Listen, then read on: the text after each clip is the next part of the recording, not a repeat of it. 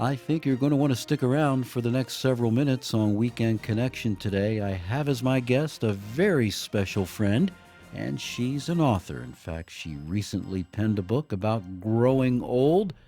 Yeah, I told you, I think you're going to want to stick around for today's guest. Her name is Frances Fuller. She's up next on Weekend Connection.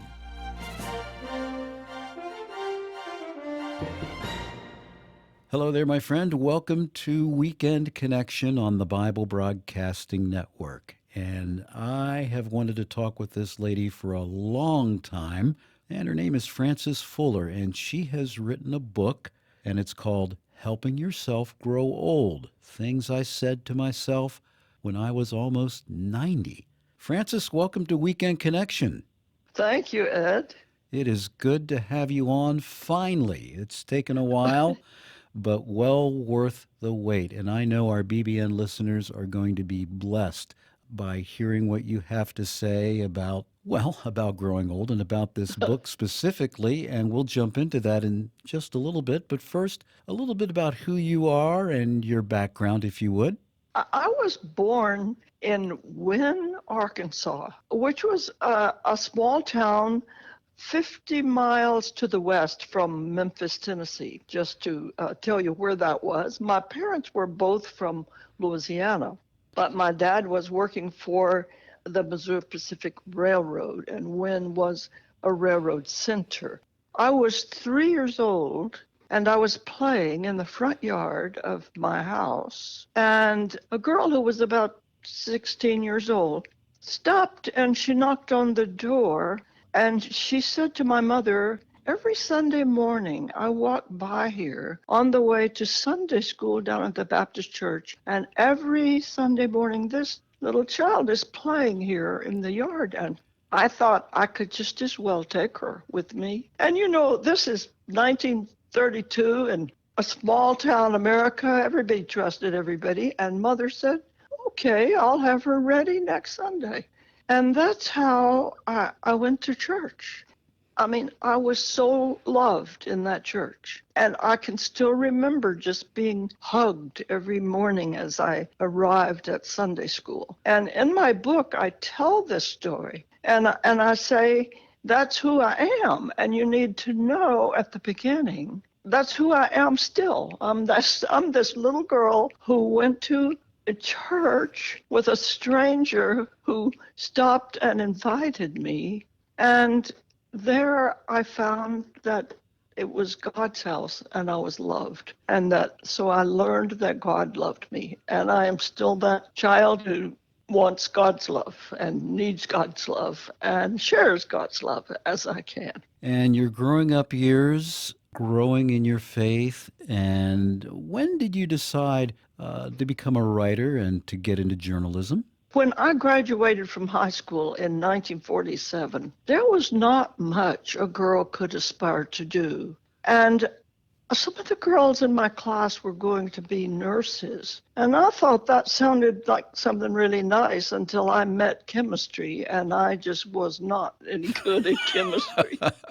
I actually thought I was smart until I got to chemistry, and then I didn't ever know what was going on. But anyway, I was graduating, and I had not a clue what I was going to do next. I didn't have a plan. That final week of school, someone came from the local newspaper and talked to my English teacher and wanted to know if there was anyone in the graduating class who was already good at English and might come to the newspaper and learn how to write for the newspaper and become their reporter. My teacher recommended me. And so, in fact, I went from graduation to the newspaper office immediately. I had a job. I loved what they gave me to do. And they taught me how to write everything from a news story to a wedding. They taught me how to write an editorial. They taught me all the different things that I needed to know to write good news stories and the kinds of articles that newspapers use. And the result of that was that I was inspired to go off to college and study journalism. And so they lost me in a way, but I came back every summer. Every summer they gave me a job, and everybody on the newspaper got a 2-week vacation while I did their job. So I worked all summer, and it was wonderful to have the experience and do my studying at the same time. I'll bet. Where did you go to college? I went to Louisiana Tech. I went to Louisiana Tech because my grandmother lived just a few blocks from the campus, and she invited me to come and live with her. And that writing experience that you gained at the newspaper, thanks to that teacher, thanks to that mentor and the mentors you had at the newspaper, really came in handy as you and your husband and your kids served overseas. Yes, very much so. When we arrived in Beirut, there was a small publishing ministry. It was not really a publishing house, but people had started, 2 women basically, had started creating little Sunday school materials. They were writing little lessons that they were sharing with the churches so that they could teach the children on Sunday mornings. From that, the publishing house actually developed. I was appointed to a committee that was to assist Virginia Cobb, who was running the publishing ministry. And though we were appointed to Jordan, we spent only 1 year in Lebanon. I went on to Jordan, and I did a lot of work for the publishing house from Jordan. I wrote things that they needed and asked me to write. And you and your family spent, what was it, 30 or more years serving in the Middle East? Yes. In Jordan, my husband was responsible for a boys' school in the village, and he also helped to establish the first co-educational school in Jordan, in the capital city. And we moved into the capital city. I was sitting in my house writing while Wayne was out trying to establish this school, and actually we've left out the fact that we both went to seminary in Berkeley, California. We went to Golden Gate, and there in Golden Gate we were exposed to the people of the world. And so when we applied to the mission board and they asked, where did we want to go? At first we didn't know. And then we said, well, who do we really like? And it was the Arabs.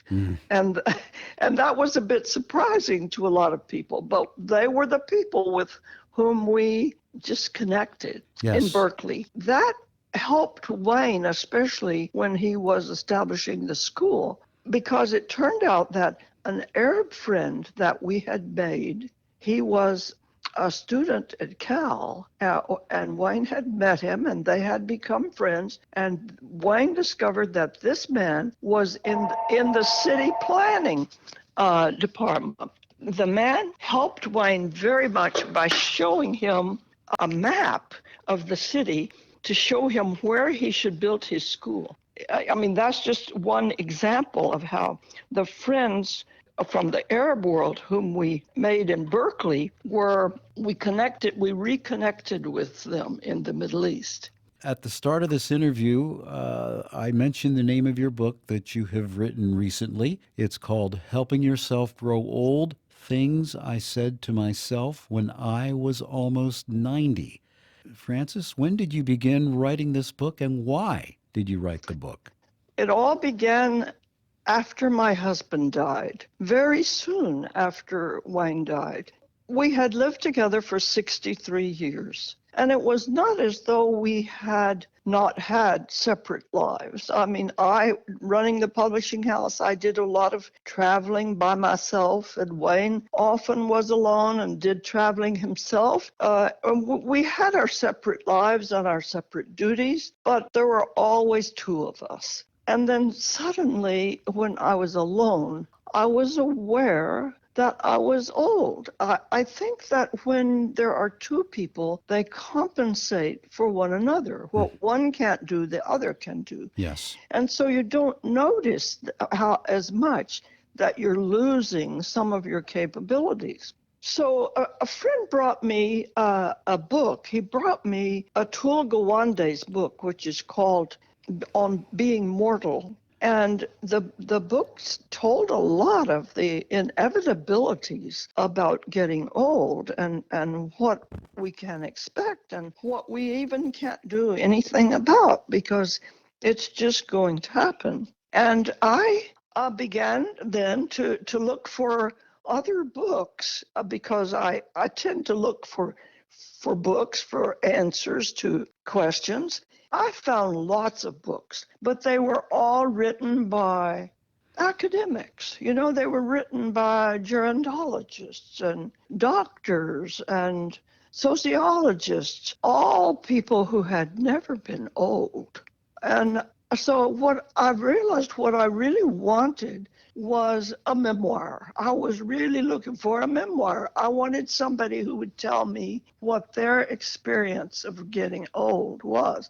I stumbled across, looking for memoirs, I stumbled across the book, Mary Karr's book on how to write memoir, because Mary Karr wrote the college textbook on writing memoir. I discovered that Mary Karr says you should not write about anything until it's about 7 years behind you. It takes that long, she said, to have good perspective. So I thought, well, for goodness sakes, no wonder there's no memoirs by people who are 87 years old. You can't very well reasonably think, well, this is an interesting experience. In 7 years, I'll write about it. That doesn't make any sense. And so I just sat down and I started writing. I began to realize that I had some things to learn and some decisions to make. And so I started to turn these into promises to myself about what I would do. One of the first things I thought was that I wanted to live with purpose. I didn't want to just like sort of sit there and wonder, when does this all end? But I wanted to have a reason for getting out of bed in the morning and knowing what God wanted me to do and what I could do for someone else or what I could do to make things better for myself. And so I wrote, I will live with purpose. And so it was like a promise to myself. And I wrote, I will live with gratitude. And then I wrote, I will be who I am. And that's when I wrote the story about how important Sunday school was to me. I wrote a section that's just called Grieving. Not every one of my chapters was a promise. Some of them were just a topic that I felt I had to live with. Grieving was one of them. I wrote about my house, and I promised myself to mop the kitchen floor. And this is one reader wrote to me and said, I can agree with everything you said except mopping the kitchen floor. But I have a thing about my kitchen floor. I want it to be clean. So those are the kinds of things that I wrote. And I started to realize that this was helping me. It was really helping me a lot. It was giving me something constructive to do every day. And at the same time, it was helping me to learn how to cope with life alone in this huge house. I'm left in it alone. These things that I wrote, somehow because of in the writing gave me some objectivity, but they were very personal, and they helped me to think about how I was living and why I was living this way and what I wanted to do about the future. And I made some really important decisions. And you see in the writing of this, you naturally you build on the past. And I remembered my own mother as she was aging and how she changed, and how, in some ways, I admired and wanted to do what she did, and how, in other ways, I did not want to be like her. Mm. For instance, my mother had a really hard time losing control of things. And so there wasn't much that she could be in control of. And so she tended to be controlling of her own daughters who were like in their 60s, you know. Mm. And so there were little jobs that she needed to give up and give them to someone else. In the end, the biggest issue was she didn't have anybody signing on her bank account, and we insisted that there should be another signer on the bank account of a woman who was getting close to 90 years old and was physically unwell. And that was very difficult for my mother, just to let somebody be a signer on her bank account, Hmm. because she felt that she was losing control. So I wrote, one of my chapters is that I will relinquish control. And that's when I named one of my sons as my power of attorney and gave him authority to make some decisions for me. Hmm. And that was a very important step for me. It gave me a sudden sense of security, really. And at the same time, I had given up my own power to make some decisions by myself. Allow me to mention some of these other essays that you've written. One is called I Will Text. I Will Throw Away My Own Trash. That's Yes, kind of similar to mopping the floor, right? right. I Will Play. I Will Welcome the Silence. And Learning from Friends, just to name a few. And these are all personal essays from your book. And there are other essays as well. I will keep growing. I will be responsible for my health. I will tell stories. I will have a bad day. I will choose again. I will bless my grandchildren. Boy, oh boy, is that important to hand down that spiritual heritage. And one more I'm looking at here. I will trust God with the end. Frances, how can our BBN listeners get a hold of your book? And if they'd like to communicate with you, how can they reach you? People can get on my website, which is there are two names, but they both take you to the same place. The easiest one is Frances Fuller Author. It's www.com. Okay, so Frances Fuller Author. and for our listeners, Frances is spelled Frances. Yes, Okay, that francesfullerauthor.com. write a blog, which right now is dealing with how you make decisions related to retirement homes. If anyone is thinking about going to a retirement home, though I write about different aspects of aging from time to time and tell stories about people I have met where I am, other people who are elderly. My blog, if anyone wanted my blog, they could ask me for it. First of all, you can find the blog on the website, and then you can make a comment and ask for it that way. Or you can send me a request for it to my email address, which is Frances, Frances, 0516 at att.net.